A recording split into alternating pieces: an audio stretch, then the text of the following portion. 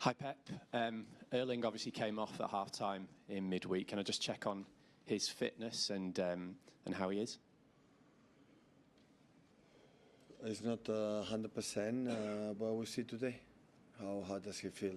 It's not, I think, big issue, the doctor said to me, but had some disturbing before the game, during the game, and that's why second half didn't play. We'll see how is his evolution.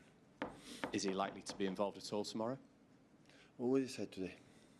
Can I ask you about John Stones as well, who returned to the bench in midweek? Is he likely to be involved, and how's his mindset been this season? Because obviously it's been another difficult season for him with injuries. Yeah, last season too. Fortunately, it is a long 2 months. The last game we played was against Leeds away. It's more than 2 months and a half. But fortunately, I make already 2-3 training sessions, and we'll see tomorrow if he plays or how many minutes he plays. Hi Pep, we've spoken about every trophy, every final being so precious to you. I guess from your point of view, the opportunity to get to another FA Cup final, something that's a priority for you between now and the end of the season.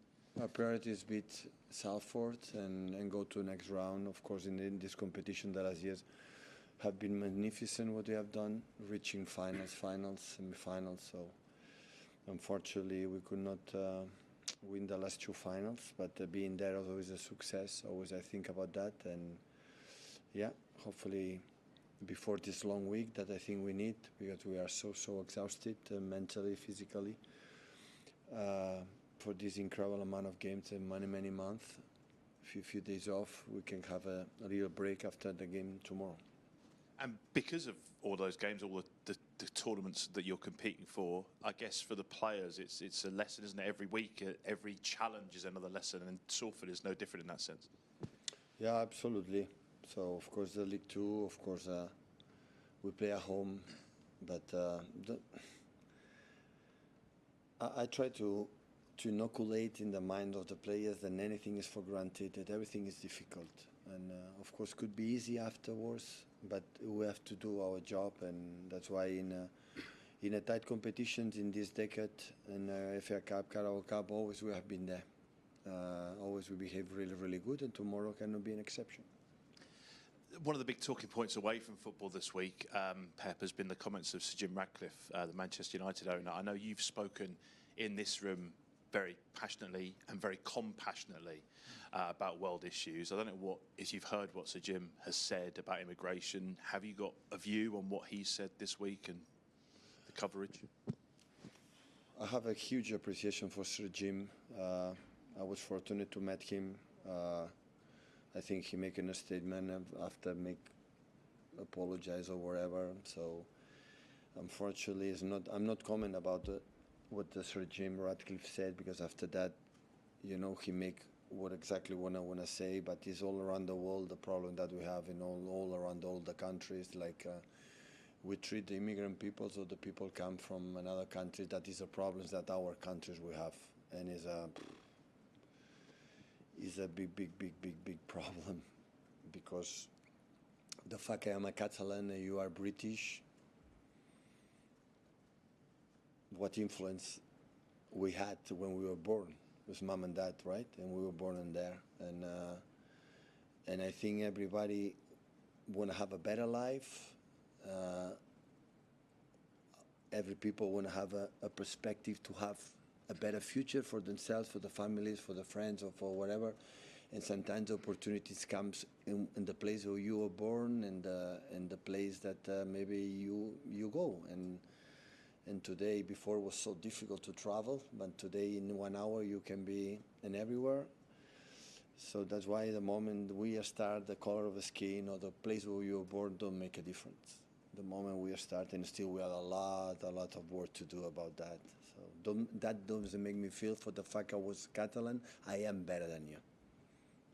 No. Made me feel, yeah, my education when I was born, when I travel in Mexico, I live in Qatar, or live in Italy, or live in here in England, or live in Germany. And that is just benefit of my personality. I grew up, I met incredible, nice people traveling, and that is what it's about. But don't make me feel better just for the fact I was born in one place, different for the other one. And most of the people run away for their countries for the problems that are in their countries, not because they want to leave. And as much we embrace the other cultures, embrace it, but truly, truly embrace it, that we can be better. That would be better society. I don't have any doubt about that. Well said. Thank you. Anything else before the embargo, guys? Hi Pep, I'm BBC Sports Tactics correspondent. I just want to bring to your attention a very old column you wrote. In 2006, you spoke about Spain versus Tunisia. Tunisia set up in a very compact shape, and you described the Spanish front three as being positionless, very fluid. I think it was Torres, David Villa, and Garcia. Obviously, this season, you've used your front three in a narrow manner, a very fluid manner as well, especially in the last couple of weeks.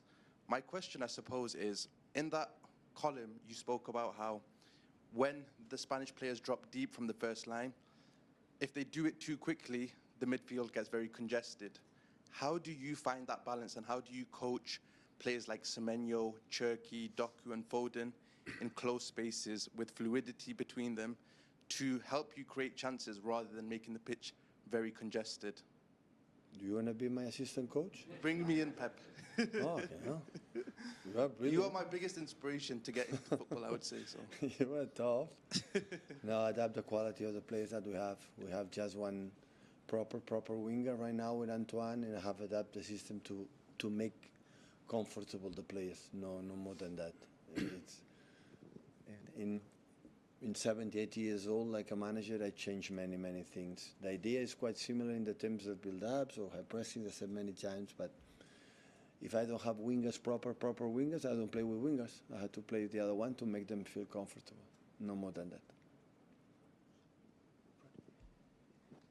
Hi, Pep. You've been giving really nice words about Bernardo lately, and obviously he's been incredible on the pitch, but I would like to ask you about his leadership style outside of the pitch. Is he the one that leads by example, in a way? Yeah, but he can talk too, but yeah. It's the best leadership, right? We lead by example. And anyone in the locker room and dressing room cannot deny that he has that. He said recently that he has an idea what he's doing after this season. Who?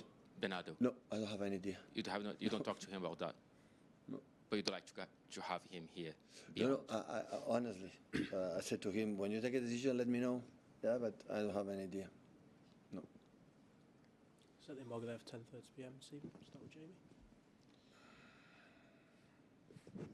Hi, Pep. You always speak about kind of this time of the season, how you arrive, sort of February, latter stages, Champions League. You're obviously competing for all 4 trophies at the moment. Are you confident with this squad? I know it's a new squad. Are you confident that you will still be there at the end of the season